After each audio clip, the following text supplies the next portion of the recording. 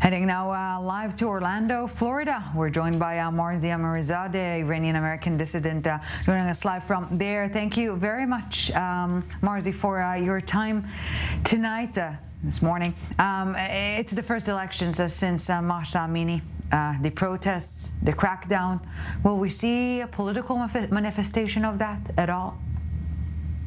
Thank you so much for having me. I would like to correct this, that since 1979, we don't have a system of election. It's all about a system of selection. I call it selection, not election. And I can explain it in 1 minute how the system of election works in Iran. We have two important councils in Iran.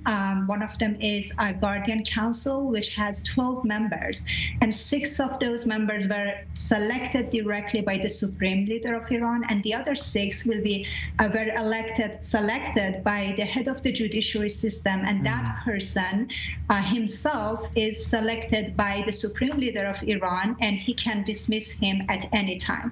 And there is another council, which is expediency councils, 39 members that are selected directly by the supreme leader of Iran, and they control everything in the country and supervise the constitution. So under these two councils, especially the Guardian Council's 12 members, when it comes to election, parliamentary election and assembly of experts, it's all about whatever these members, which goes back to the supreme leader of Iran, decide and select. And all the candidates will be qualified, disqualified. They must be approved and vetted directly by Guardian Council, the 12 members. So there is not about Iranian people. And the reason that the regime encouraged people to go to this election is just to take advantage of people, to show to the world, look how many people support the Islamic Republic regime. But after the brutal murder of Mahsa Amini in 2022, Iranian people very clear said a big no to the Islamic Republic regime. That is the voice of people. That is the vote of Iranian people.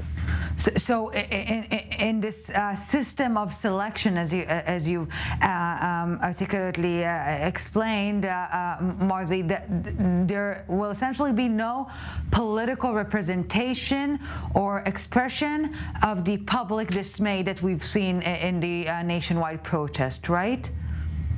Yes, it's correct. Let me share with you my own experience. In 2009, as you know, I was in prison because of my Christian faith. I was sentenced to death by hanging, and it was exactly during a presidential election, which I call it selection.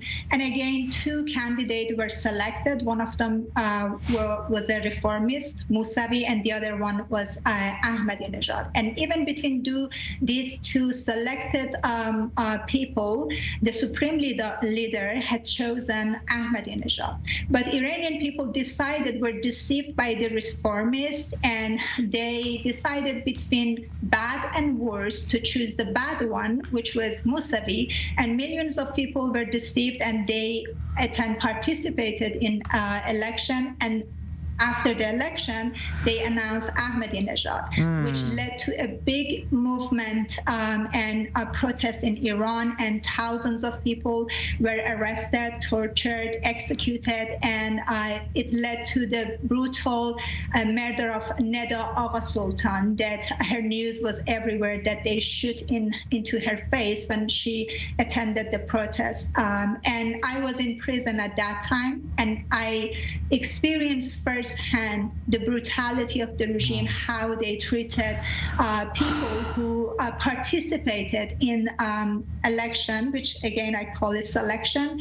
And I was witness firsthand how many people were tortured, how many people were arrested, and even a few of my cellmates, they were in prison. They had life sentence, and they were witness to a pool with dead body of young young people, and they came to me with tears, and they shared that with me, that how many people were killed inside prison after they got arrested. So this is not about the voice of people. This is not about the vote of people. We do not have free and fair, even we do not have free and fair selection in Iran.